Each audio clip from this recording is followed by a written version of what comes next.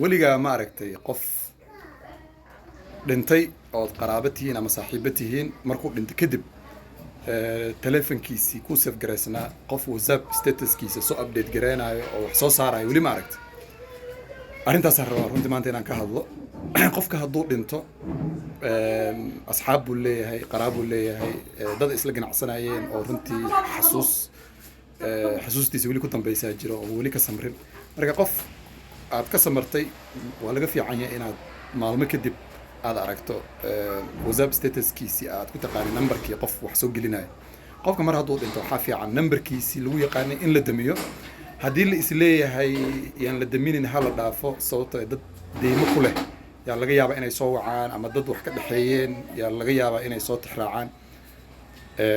almino sim karkiisa ha la geliyo tooshle si uu uga